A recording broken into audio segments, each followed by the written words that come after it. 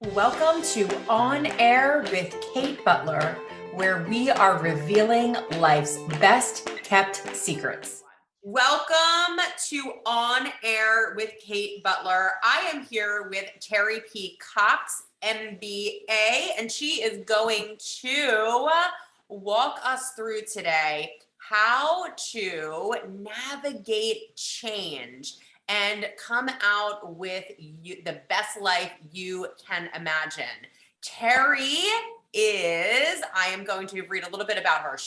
Teri, it says, with passion and creativity, Teri P. Cox has dedicated her life and career to challenging the status quo, connecting the golden dots to better solutions, and transforming through change and loss. Well, gee, that just said it about better than I ever could. As an award-winning consultant, strategist, author, and speaker, Teri's provided leadership and expertise for companies, professional women, those with cancer, and organizations supporting family caregivers across the country.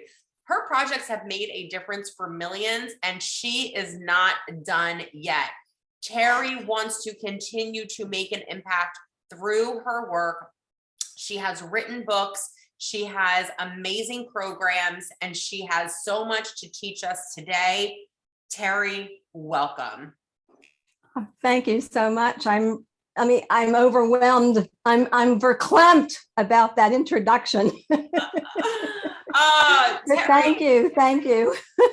You know, you talk about starting a next chapter of your life, right? A next phase of your life. But in order for us to understand how really profound this phase is that you are in, I think people really need to understand a little bit of your background of how you've gotten from where you started, right, until the moment that we're talking today. So can you give us a little bit of background into your story? Yeah, I'll give you a snapshot, short version. Well, first of all, I want to say I'm in this amazing new decade.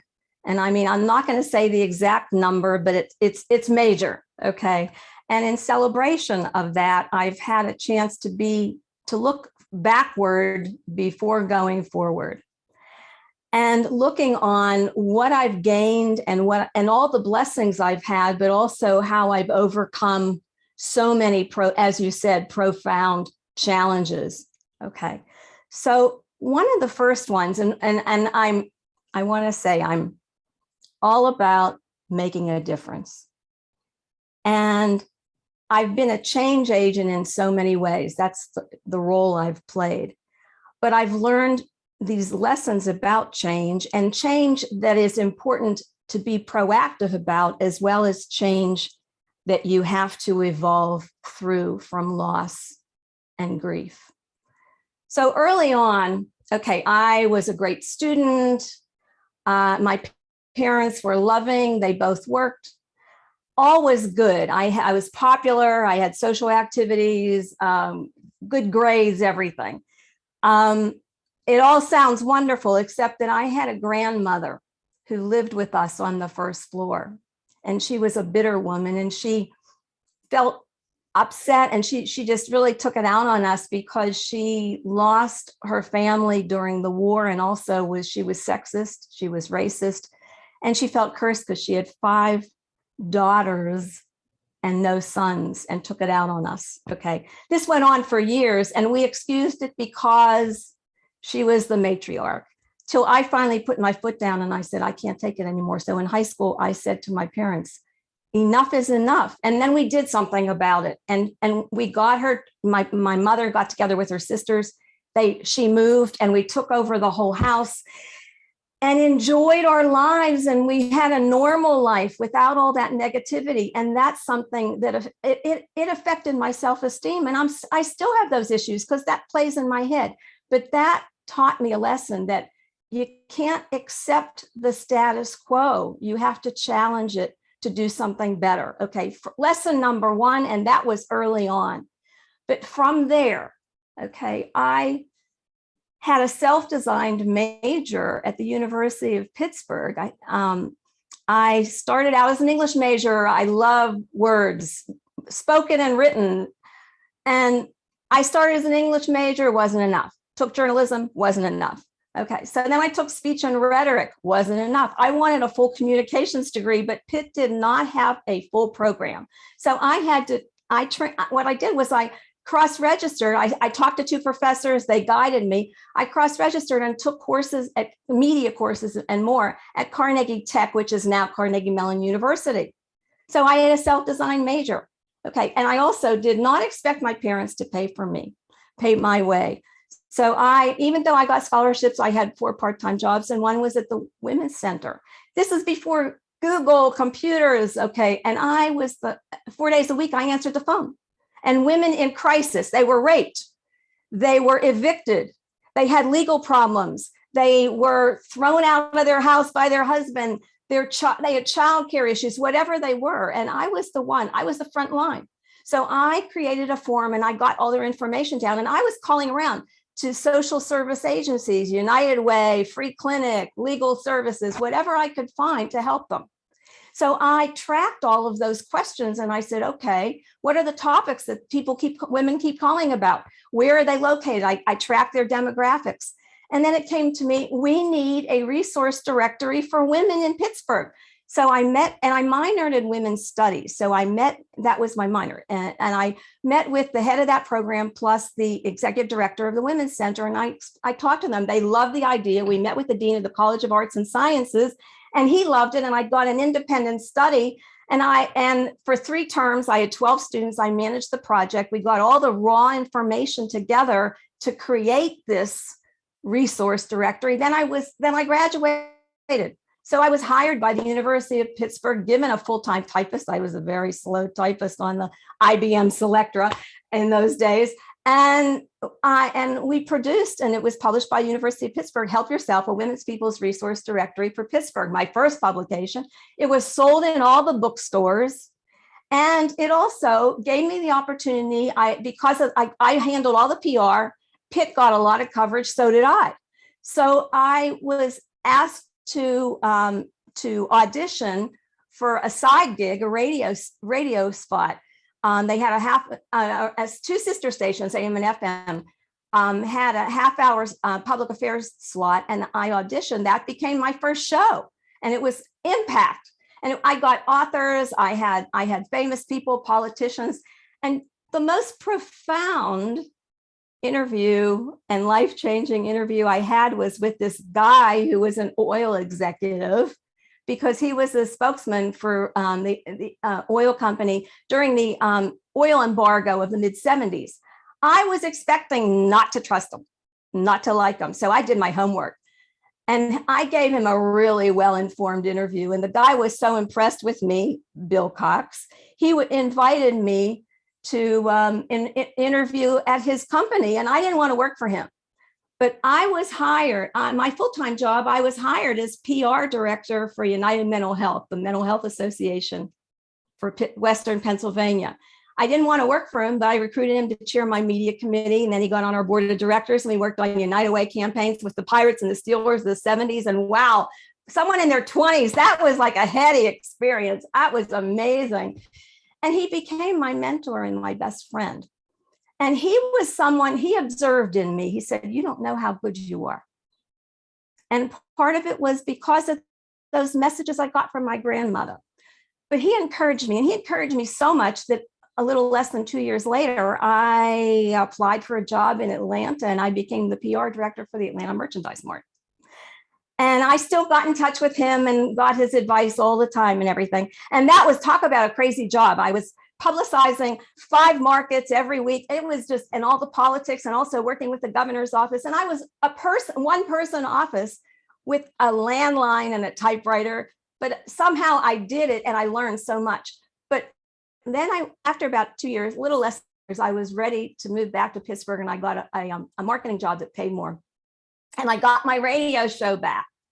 And at that time, Bill was continuing to be my mentor. And then we had lunch together, and we started to spend some time together, and our relationship deepened. And then we started dating for about 4 or 5 months. And he called me and he said one day, and sounded really upset. We said, "What's wrong? Are you okay?" He said, "I've been transferred to Denver." "Denver? I haven't even been to Chicago. You're moving to Denver?" He goes, "Yeah. And I want you to come with me and I want to marry you." And that was the beginning of our amazing life together, our partnership in all things. And he was transferred. We lived in San Diego for a while. We married in Denver, and then we transferred to San Diego. But then he left the oil industry and joined the pharmaceutical industry, and we moved to Central Jersey. And I'd been doing a lot of freelancing at that time and started taking courses toward an MBA. And so we were both for a while working in the city in New York City and commuting. And so I started taking courses at NYU. But we had this amazing life. Okay, excuse me, asthma. We had this amazing life where we worked hard almost 24/7, but we also had these amazing vacations and weekend trips, and we enjoyed the culture of the tri-state area. And it was just an amazing journey. Okay. And then while I was in graduate school, I also did an internship for a pharmaceutical company. And while that was all going on, I had to start going back and forth to Pittsburgh to help my mom take care of my dad, who had Alzheimer's.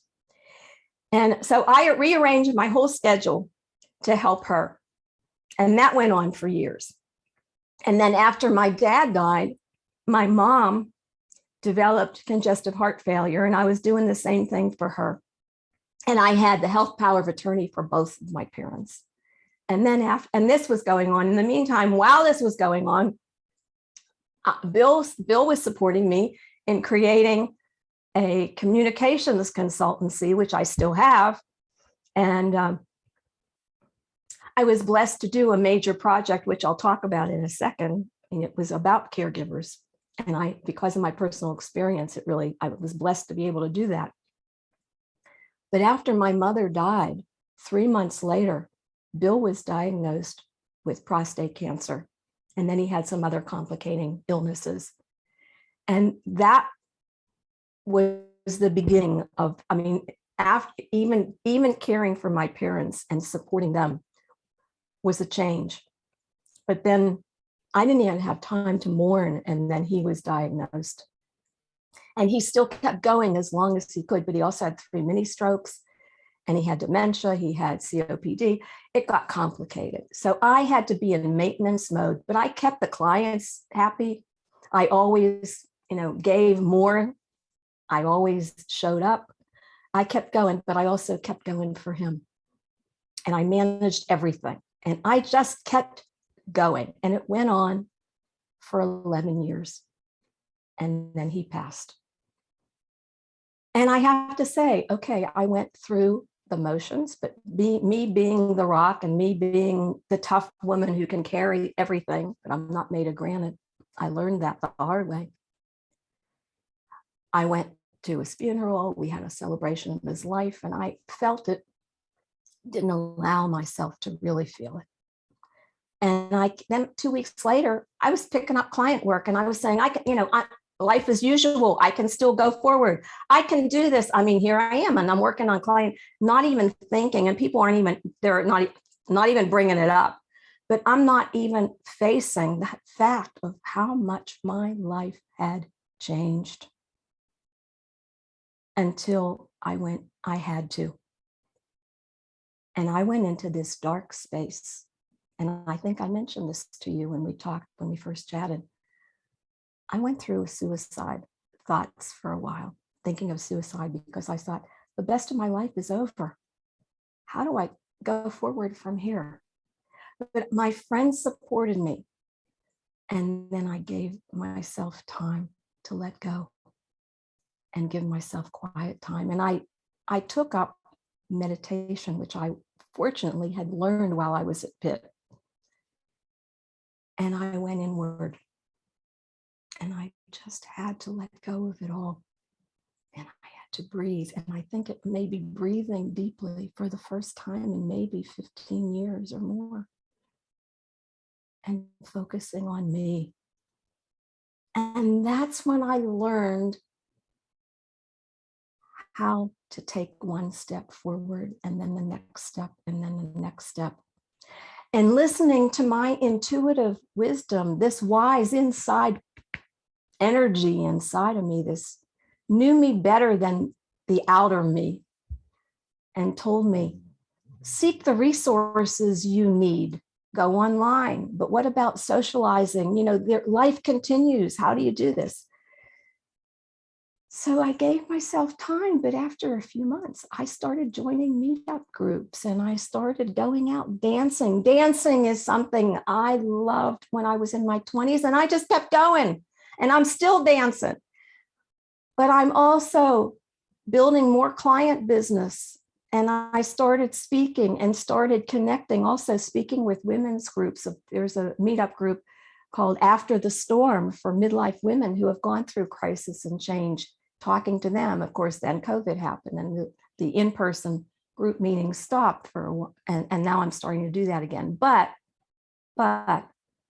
even through COVID, because of all the lessons I learned about change, it was easier for me this time around. Okay. And I learned,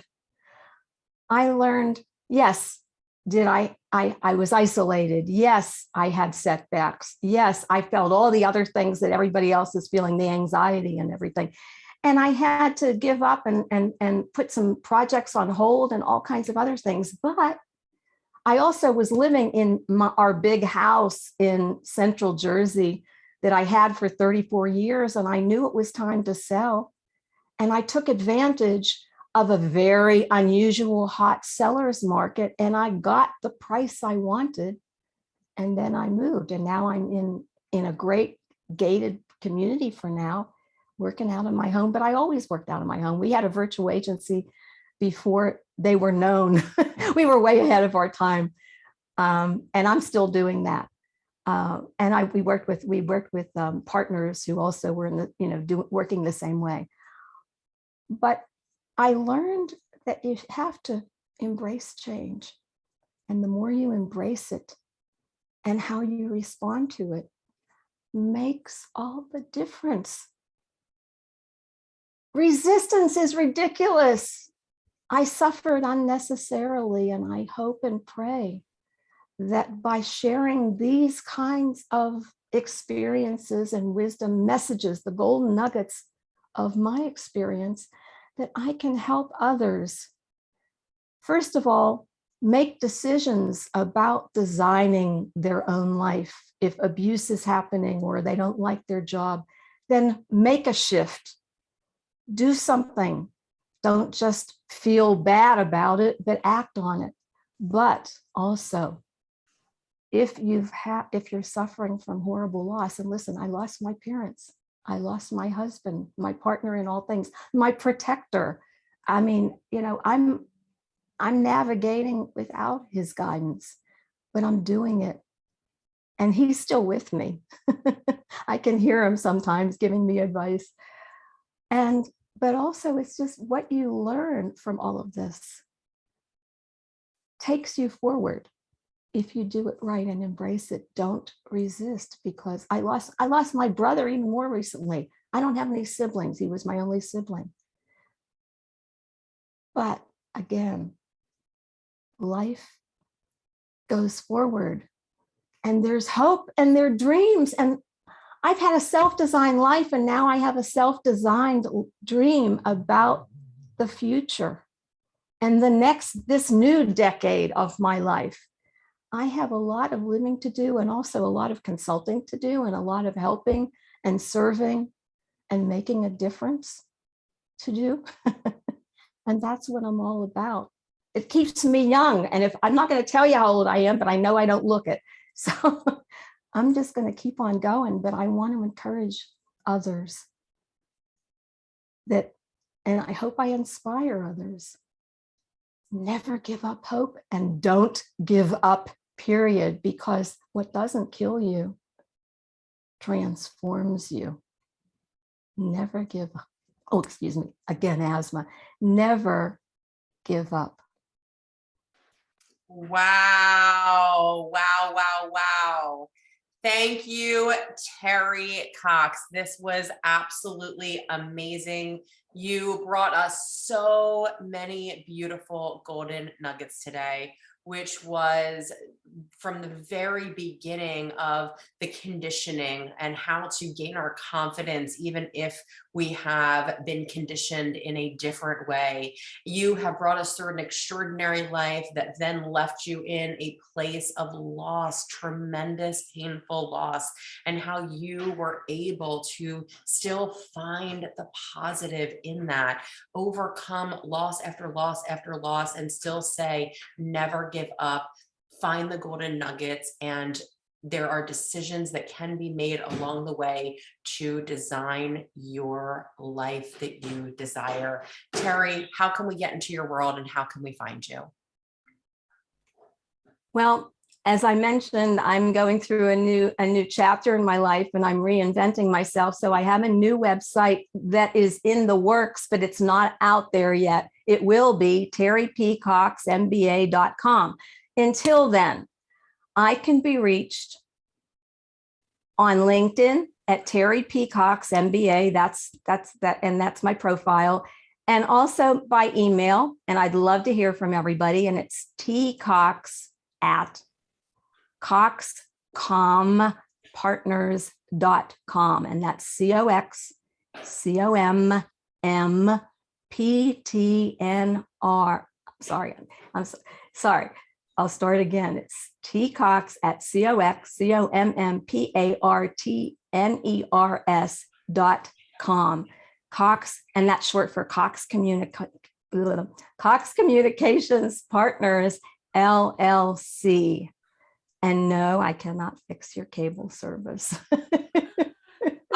Teri P. Cox, revealing life's best kept secrets. Thank you so much for being here today, Teri. It's been an absolute pleasure to have you. You always leave me so inspired, and I know that everyone listening today will be connected with you, get into your world, and also feel inspired as I do.